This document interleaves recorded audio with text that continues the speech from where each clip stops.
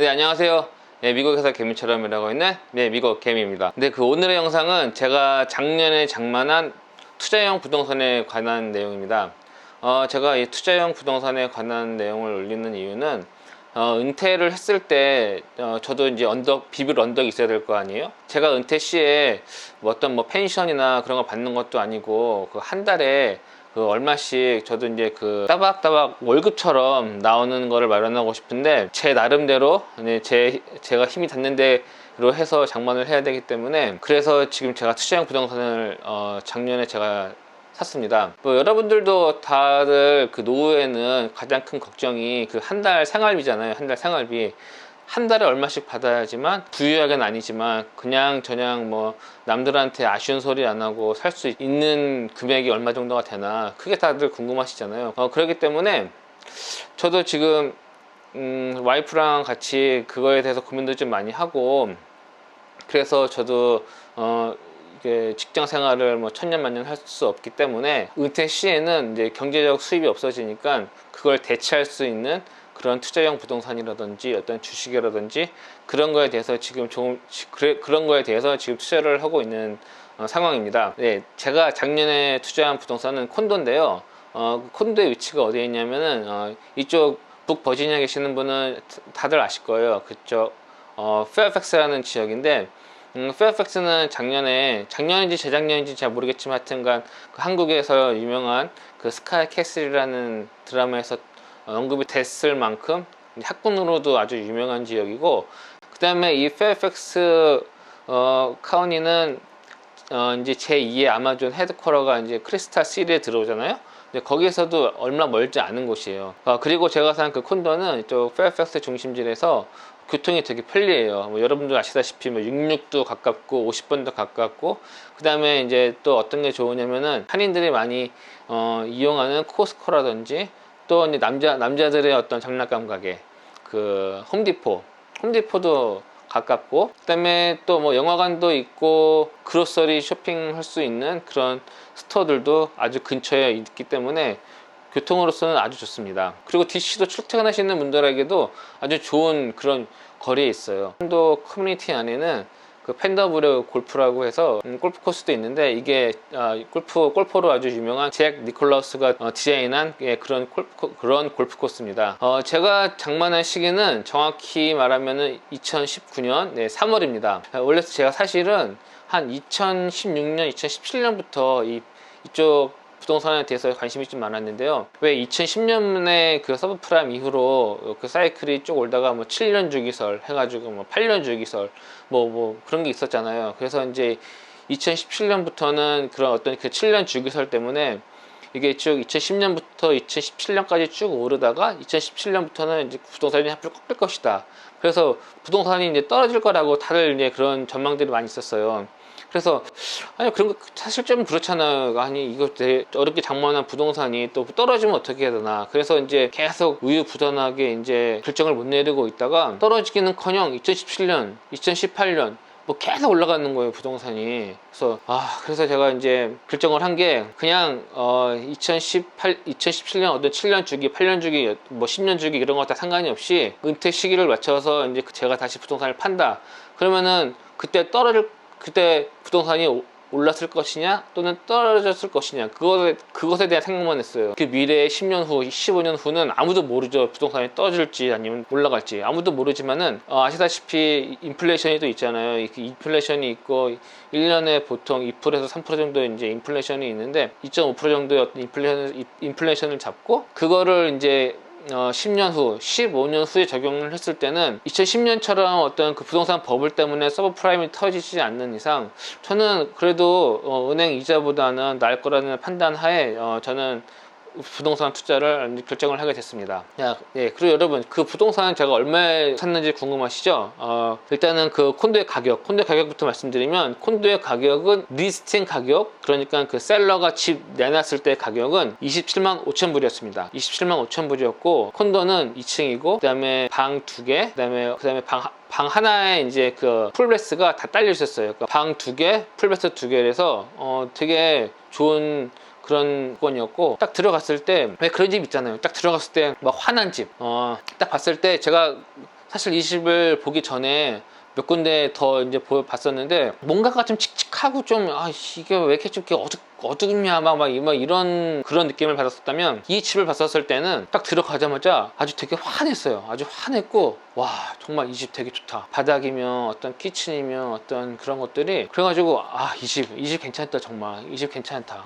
그래서 저는 이 집을 사고 싶었어요. 그래서 어떻게 결정을 했냐면, 아침에 이게 오픈하우스가 12시부터 4시까지나 해서 하여튼 오전에 보고 그때 그날 바로 계약서를 써가지고 오퍼를 넣었죠. 오퍼를 어떻게 넣었냐, 셀러는 27만 5천 리스팅 가격을 넣었는데 저는 이제 거기다가 3,000불을 더 썼어요. 27만 8천 불. 그 다음에 제가 또 이제 오퍼한 그런 어떤 옵션은 그냥 이 집 상태로 뭐 손볼 거 없이 그냥 사겠다. 한마디로 이제 as is죠. as is는 집이 뭐가 나중에 뭐 문제가 돼도 그런 거에 대해서 이제 문제 삼지 않겠다. 그런 식으로 그렇게 해서 저는 이제 그 집을 오퍼를 넣었죠. 저희 그 에이전트를 통해서. 그랬는데 정말 운 좋게도 제게 됐어요.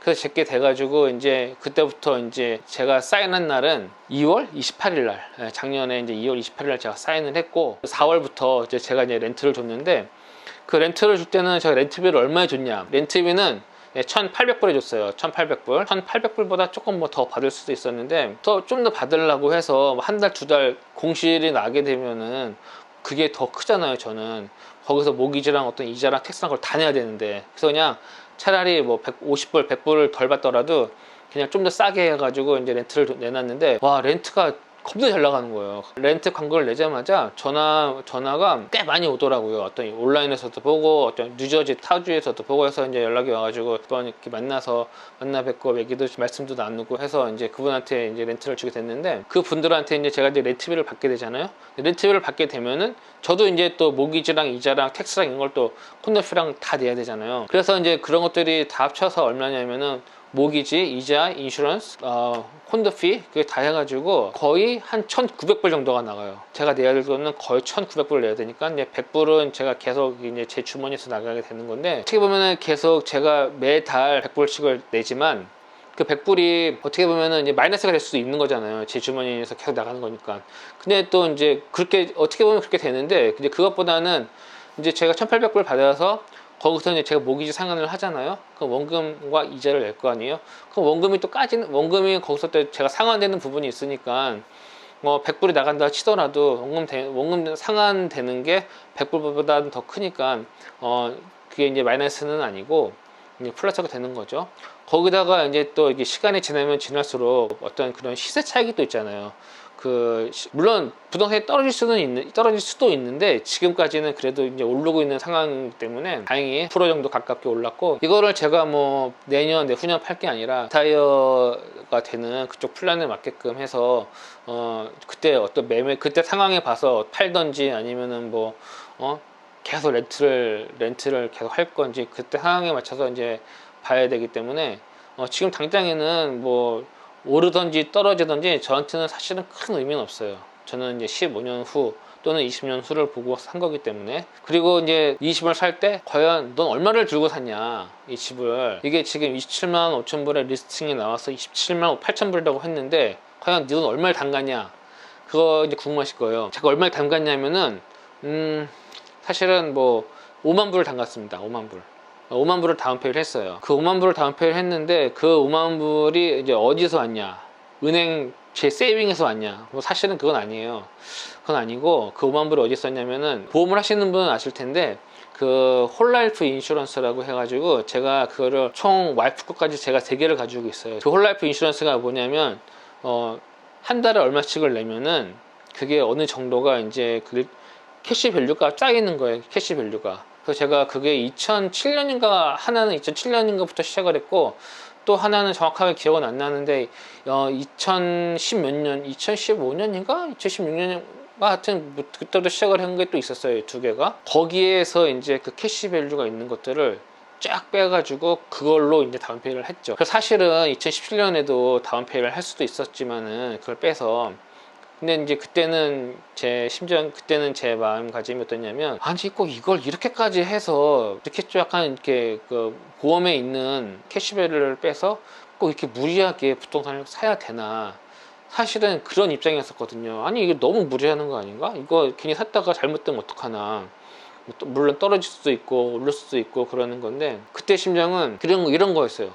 아씨, 이거 샀는데 떨어지면 어떡하지? 아니 이거 샀는데 렌트가 안 나가면 어떡하지? 그럼 한 달에 꼬박꼬박 이거 렌트비가 나가고 내 완전히 생돈 날라갈 텐데 이러면 어떡하지? 그런 마음이었는데, 그런 마음을 계속 갖고 있다가 이제 2016년, 7년, 8년, 9년 계속 그냥 그렇게 이제 어떤 결단도 못 내리고 계속 그런 걱정만 하다가, 이제 나중에는 이렇게 되면은 죽도 밥도 안 된다. 제 생각에는 이게 뭐 죽이 되든 밥이 되든 어떤 거를 해야지, 죽이 되든지 밥이 되든지 나한테 이익을 줄 건지 손해를 볼든지, 그렇게 이제 그런 것들이 투자잖아요. 8년 말에 결정을 내려가지고 이제 2019년 초에 부동산을 사게 됐습니다. 부동산 가격이 잘 떨어지지 않을 곳, 그 다음에 렌트가 잘 나가는 곳. 결론을 내보니까 위치인 거예요. 위치, 부동산의 위치, 내가 살 부동산이 어디에 위치가 되어져 있냐에 따라서 렌트가 더 잘 나가고, 이제 부동산이 이제 떨어졌을 때 그것도 이제 견딜 수가 있고, 그거에 결론을 내서 거기에 맞는 지역을 찾다 보니까는 이제 페어팩스가 됐고, 그리고 제가 이 투자형 콘도의 히스토리를 보면은 저의 전 오너는 2005년 32만 7천 불인가? 예, 그렇게 주고 산 거예요, 이 콘도를. 그때 이제 전 주인은 32만 7천에 샀고 15년이 지난 27만 8천에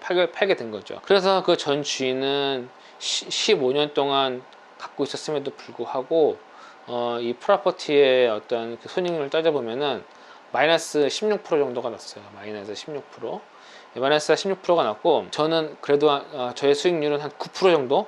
9% 정도가 됩니다. 제가 팔 건 아니기 때문에 뭐 사실 큰 의미는 없어요. 사실 저는 지금 제가 한 이 투자가 잘한 투자인지 아니면은 잘 못한 투자인지 살짝 불안하기도 합니다. 불안하기도 하고, 이게 15년 후나 뭐 20년 후에 그때 돼 봐야지 이제 알겠죠. 제가 잘한 건지 잘못한 건지. 매매할 때 알 수 있으니까 잘 됐으면 좋겠어요. 뭐 제가 그때 20년 전에 한 결정이 지금에 와서 정말 저한테 되게 좋은 영향으로 이제 됐으면 좋겠고, 저의 지금 포커스는 요즘에 주식을 계속 사면서 쉐어를 조금씩 늘리고 있습니다. 주식도 물론 어떤 단타보다는 좀 약간 뭐 소위 말하는 블루칩들 같은 걸 사서, 그런 것들을 사서 이제 계속 보유를 하고 싶고, 이제 그렇게 노력을 하고 있는 상황입니다. 그래서 저도 지금 이렇게 하는 것들이 제가 잘하는 건지 못하는 건지, 저렇게 하면 망하는 건지, 아니면 저렇게 하면 더 좋은 수익을 낼 수 있고 더 좋은 아주 극대화를 시켜서 정말 더 많은 수익을 낼 수 있는데, 지금 어떻게 보면 시간과 돈을 낭비하는 건 아닌지 저도 잘 모르겠어요. 잘 모르겠는데, 이제 여러분들이 보셔서 이것보다 저렇게 하는 것보다 이렇게 저렇게 하는 게 더 나을 텐데, 아니면 어떤 그런 경험담, 그런 것들도 있으시면은 저한테 좀 조언 해주시고, 그런 것들도 이제 조언해 주시고, 그런 정보를 갖고 계시는 분들이 저한테 주시면은 저도 그런 것들을 또 영상을 또 만들어서 또 많이 또 영상을 만들어서 업로드 시키고, 많은 분들이 보신다면은 또 많은 분들이 또 이제 부자가 되는 거고, 또 은퇴했을 때 조금이나마 좀 여유가 있는 그런 생활도 하실 수 있으실 거고. 예, 저는 아무튼 그러고 싶습니다. 네, 오늘의 영상은 여기까지였고, 여러분 구독과 좋아요 부탁드리겠습니다. 네, 감사합니다.